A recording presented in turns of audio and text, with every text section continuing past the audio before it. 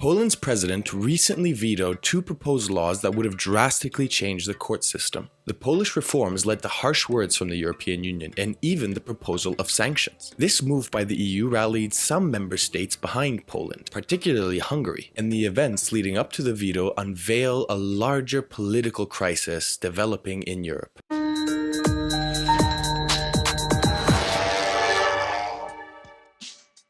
Let's dig deeper into these events and look at how it exposes a deepening crisis in the European Union. This week, Poles took to the streets in the tens of thousands to protest the proposed laws and asked the president to veto them. At issue is the composition of Poland's Supreme Court.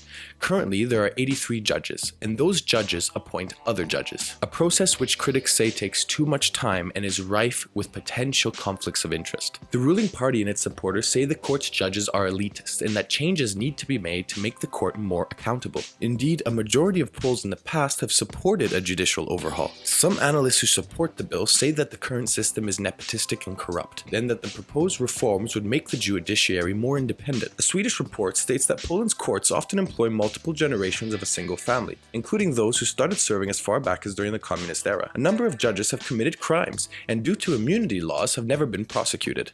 But even political parties who support judicial change think the government's gone too far. Critics of the bill, including the EU, view the move as an attempt by the ruling party to stack the court system in its favor. They argue that this would destroy the independence of Poland's judiciary, and they say the move is a naked power grab that's in line with the government's other recent actions. The ruling party, which was elected in 2015, has tightened controls on the media and on certain NGOs. Critics of the measure say that the ruling party could use this to influence court decisions and target entities or individuals that they see as opposition.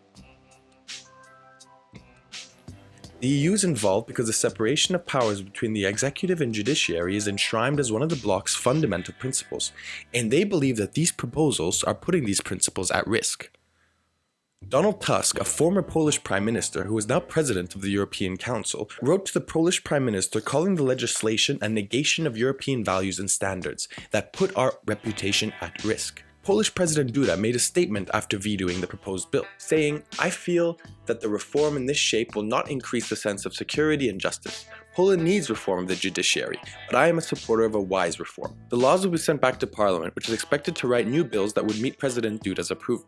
What interests me most about the events in Poland is that it shows a growing rift within the European Union itself. The EU, which Poland joined in 2004, has warned Warsaw that adoption of the new laws, which the bloc's officials said threatened the independence of the judiciary and the rule of law, would draw a sharp reaction from the bloc, including potential court action and legal sanctions.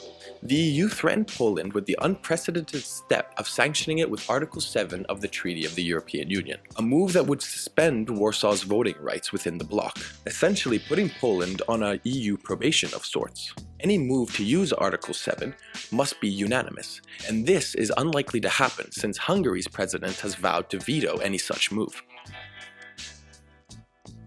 Hungary's President Orbán and his Visegrad allies are becoming an increasing thorn in the side of the European Union. The Visegrad Group is a cultural and political alliance of 4 Central European states, the Czech Republic, Hungary, Slovakia, and Poland, for the purposes of furthering their European integration, as well as advancing military, economic, and energy cooperation. Notably, the Visegrad Group is countering the traditional EU line on subjects like Russia and migration. They are also pushing a more conservative brand of politics in the EU. Orbán has locked horns with the EU for years over what Brussels sees as Hungary's increasing disrespect for democratic values. On the other hand, Orbán has increasingly posed himself as a freedom fighter against what he sees as an overreaching EU.